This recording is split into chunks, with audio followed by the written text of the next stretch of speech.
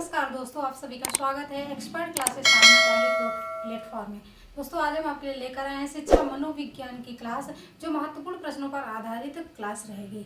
तो चलिए आज की वीडियो को हम स्टार्ट करते हैं। आज का अपना पहला क्वेश्चन है स्क्रीन पे कि बालक में विकास की सबसे तीव्र गति होती है, यानी कि बालक में विकास सबसे तीव्र गति से किस अवस्था में होता है। तो पहला है बाल्यावस्था, दूसरा है शैशवावस्था और तीसरा है किशोरावस्था, चौथा है प्रौढ़ावस्था। तो बालक में विकास की जो सबसे तीव्र गति होती है वो होती है शैशवावस्था में। शैशवावस्था में बालक का विकास 90% हो जाता है। कितने परसेंट हो जाता है? तो 90% बालक का विकास शैशवावस्था में हो जाता है। तो यहाँ पे दूसरा विकल्प राइट हो जाएगा, शैशवावस्था के साथ चला जाएगा। और क्वेश्चन नंबर दूसरा है यहाँ पर कि बुद्धि का प्रकार नहीं है। यहाँ पर क्या पूछा जा रहा है? यहाँ पर पूछा जा रहा है कि बुद्धि का प्रकार नहीं है, तो हमें यहाँ पर निगेटिव आंसर को टिक करना है। तो पहला है मूर्त बुद्धि, दूसरा है अमूर्त बुद्धि, तीसरा है सामाजिक बुद्धि और चौथा है मानसिक बुद्धि। तो हमें यहाँ पर बताना है कि इसमें से चार ऑप्शन में कौन सा बुद्धि का प्रकार नहीं है। तो सबसे पहले बुद्धि को कौन दिया? तो फ्रांसिस गाल्टन ने। कौन दिया? फ्रांसिस गाल्टन ने 1885 में बुद्धि को 3 भागों में डिवाइड किया। कितना प्रकार बताया? तो 3 प्रकार बताया बुद्धि का। कौन? फ्रांसिस गाल्टन ने बुद्धि को 3 प्रकार बताया। पहला मूर्त बुद्धि, दूसरा अमूर्त बुद्धि और तीसरा सामाजिक बुद्धि। तो यहाँ पर चौथा मानसिक बुद्धि, कोई बुद्धि नहीं होती। यहाँ पर चौथा विकल्प राइट हो जाएगा, मानसिक बुद्धि के साथ चला जाएगा। मूर्त बुद्धि किसमें पाई जाती है? मूर्त बुद्धि वो बुद्धि होती है जो हमें दिखाई देती है।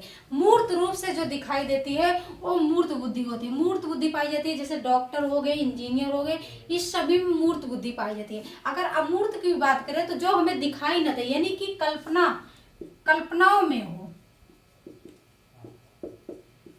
जैसे कवि हो गए, तो कवि में क्या होता है? अमूर्त बुद्धि होती है। और सामाजिक बुद्धि होती है जो समाज में होता है, समाज के वातावरण में होता है, उसे हम सामाजिक बुद्धि कहते हैं। जैसे समाज के लोग हो गए, गांव के प्रधान हो गए, इन सब में क्या होता है? तो सामाजिक बुद्धि पाई जाती है। तो यहाँ पर चौथा विकल्प राइट हो जाएगा, मानसिक बुद्धि के साथ चला जाएगा कि मानसिक बुद्धि बुद्धि का प्रकार नहीं है। फ्रांसिस गाल्टन ने 1885 में बुद्धि के 3 प्रकार बताए हैं, मूर्त बुद्धि, अमूर्त बुद्धि और सामाजिक बुद्धि। क्वेश्चन नंबर तीसरा है यहाँ पर कि सृजनात्मकता मुख्य रूप से किससे संबंधित है। यहाँ पर सृजनात्मकता की बात की जा रही है। जो सृजनात्मकता होती है वो किससे संबंधित होती है? तो पहला है आविष्कारी से, दूसरा है मॉडलिंग से, तीसरा है अनुकरण से और चौथा है अपसारी से। तो सृजनात्मकता किससे संबंधित होती है? हम कैसे जान सकते हैं कि वह बच्चा सृजनशील है? सृजनशील से आप सृजनात्मकता को याद कर सकते हो। तो यहाँ पर पहला विकल्प राइट हो जाएगा, अभिसारी चिंतन। अभिसारी का मतलब होता है जो नवीन खोज करता है, उसे हम अभिसारी चिंतन कहते हैं। और सृजनात्मकता पाई जाती है उन बच्चों में जो नवीन खोज करते हैं। तो यहाँ पर पहला विकल्प राइट हो जाएगा। अगर अभी तक आपने वीडियो को लाइक नहीं किया है तो लाइक कर दीजिए। अगर आप सेशन में पहली बार आए हैं तो चैनल को सब्सक्राइब जरूर कर दीजिए और बेल आइकन पे क्लिक कर दीजिए, जिससे वीडियो का नोटिफिकेशन आपको मिलता रहे। क्वेश्चन नंबर 4 है यहाँ पर कि सूझ या अंतर्दृष्टि के सिद्धांत का प्रतिपादन किसने किया।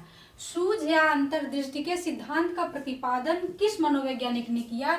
तो पहला है थॉर्नडाइक, दूसरा है स्किनर, तीसरा है वाटसन या चौथा है कोहलर। तो सूझ या अंतर्दृष्टि सिद्धांत का प्रतिपादन यहाँ पर कोहलर के साथ चला जाएगा। ऑप्शन नंबर 4 टिक हो जाएगा। कोहलर ने सूझ या अंतर्दृष्टि के सिद्धांत का प्रतिपादन किया।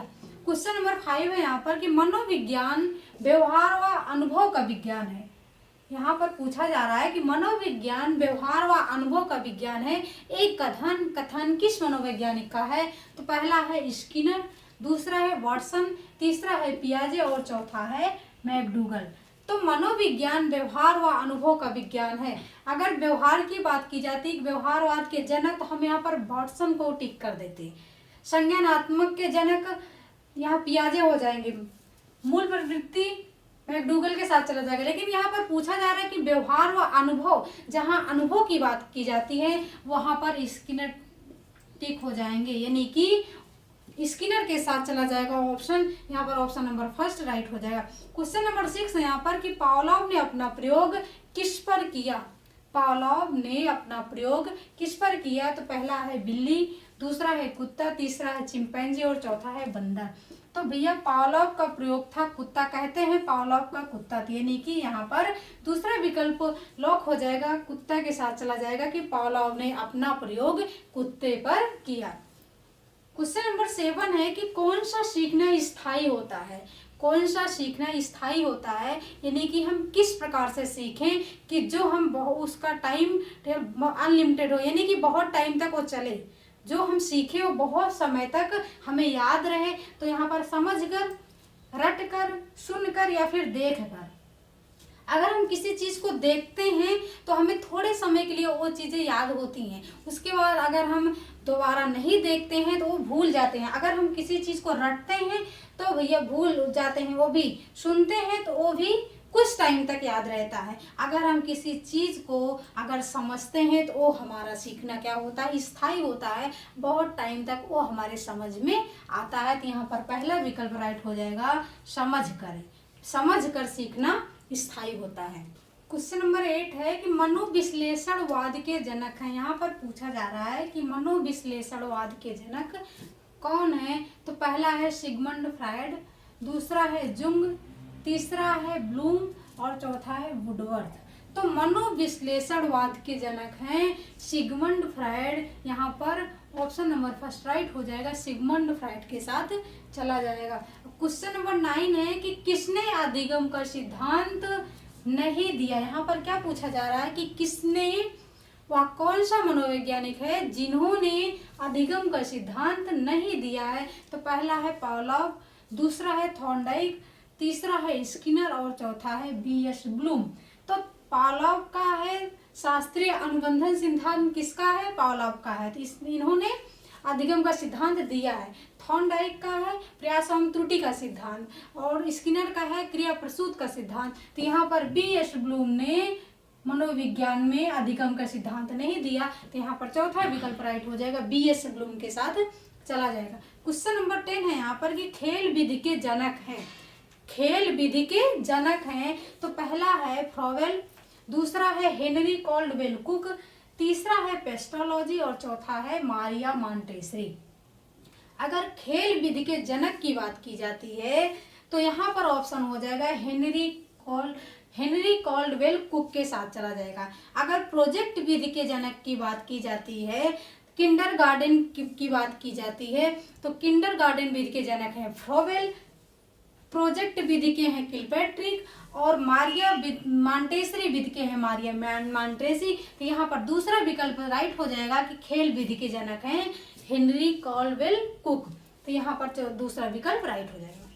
क्वेश्चन नंबर 11 है कि मनोविज्ञान का क्षेत्रवादी सिद्धांत किस मनोवैज्ञानिक ने दिया।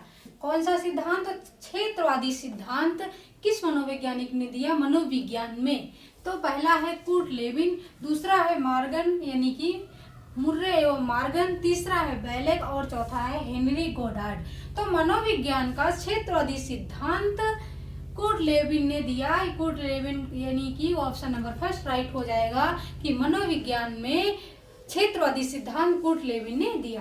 क्वेश्चन नंबर यहाँ पर 12 हो जाएगा। क्वेश्चन नंबर 12 कि समावेशी शिक्षा में शामिल है। समावेशी शिक्षा में कौन कौन शामिल होते हैं, यहाँ पर उसकी बात की जा रही है। तो पहला है सामान्य बालक समावेशी शिक्षा में शामिल है, दूसरा है विशिष्ट बालक समावेशी शिक्षा में शामिल है, तीसरा है AB दोनों यानी कि सामान्य बालक और विशिष्ट बालक दोनों समावेशी शिक्षा में शामिल है, या फिर चौथा है इनमें से कोई नहीं। तो यहाँ पर ऑप्शन नंबर 3 राइट हो जाएगा कि समावेशी शिक्षा में सामान्य और विशिष्ट दोनों बालक शामिल होते हैं। ऑप्शन नंबर 3 के साथ चला जाएगा, AB दोनों। क्वेश्चन नंबर 13 है यहाँ पर कि तनाव एवं क्रोध की अवस्था है, वह कौन सी अवधि है, वह कौन सी अवस्था है जो तनाव एवं क्रोध की अवस्था है। तो पहला है बाल्यावस्था, दूसरा है किशोरावस्था, तीसरा है शैशवावस्था और चौथा है प्रौढ़ावस्था। तो तनाव एवं क्रोध की अवस्था है, किशोरावस्था को तनाव एवं क्रोध की अवस्था कहा जाता है। इसकी अवधि क्या होती है, तो इसकी अवधि होती है 12 से 18। 12 से 18 का जो काल होता है उसे किशोरावस्था कहा जाता है। तो यहाँ पर क्वेश्चन नंबर 13 का ऑप्शन नंबर सेकंड राइट हो जाएगा, किशोरावस्था के साथ चला जाएगा। क्वेश्चन नंबर 14 है कि शक्ति मनोविज्ञान के जनक हैं। शक्ति मनोविज्ञान के जनक कौन है? तो पहला है एरिक एरिक्सन, दूसरा है जॉन ड्यूवी, तीसरा है गोलमैन और चौथा है फाल्स। एरिक एरिक्सन मनोसामाजिक के जनक हैं। अगर यहाँ पर शक्ति मनोविज्ञान की बात की जा रही है तो शक्ति मनोविज्ञान के जनक है फाल्स। यहाँ पर ऑप्शन नंबर 4 राइट हो जाएगा, फाल्स के साथ चला जाएगा। क्वेश्चन नंबर 15 है कि निम्न में से कौन सा अधिगम का वक्र नहीं है? यहाँ पर पूछा जा रहा है कि ऐसा कौन सा विकल्प सही है जो अधिगम का वक्र नहीं है। तो पहला है नतोदर वक्र, दूसरा है उन्नतोदर वक्र, तीसरा है मिश्रित वक्र और चौथा है लंबवत वक्र। तो वक्र कितने प्रकार के होते हैं? अधिगम का वक्र कितने प्रकार के होते हैं? तो अधिगम का जो वक्र होता है वो होता है 4 प्रकार। कितने प्रकार के होते हैं? 4 प्रकार के होते हैं। कौन कौन से होते हैं? पहला होता है सरल रेखीय वक्र, सरल रेखीय वक्र, दूसरा होता है नतोदर वक्र, तीसरा होता है उन्नतोदर वक्र,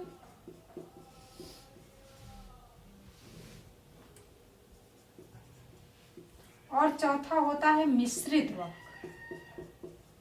मिश्रित वक्र कौन कौन सा होता है? पहला होता है सरल रेखीय वक्र, दूसरा होता है नतोदर वक्र, तीसरा होता है उन्नतोदर वक्र और चौथा होता है मिश्रित वक्र। तो यहाँ पर नतोदर वक्र ये भी सही है, दूसरा उन्नतोदर वक्र ये भी सही है, वक्र के अंतर्गत आता है, तीसरा है मिश्रित वक्र ये भी वक्र के अंतर्गत आता है, ये भी सही है। लेकिन यहाँ पर नहीं पूछा गया है तो लंबवत कोई वक्र नहीं होता, यही विकल्प राइट हो जाएगा कि लंबवत वक्र नहीं होता। यहाँ पर 4 वक्र होते हैं जिसमें से 3 ऑप्शन राइट है और 1 वक्र होता है। लंबवत की जगह अगर सरल रेखीय वक्र दिया हो गया होता तो वो राइट हो जाएगा। तो यहाँ पर लंबवत वक्र नहीं होता, यही नहीं पूछा गया तो यही ऑप्शन राइट हो जाएगा। ये थे हमारे 1 से 15 क्वेश्चन जो शिक्षा मनोविज्ञान के महत्वपूर्ण क्वेश्चन थे।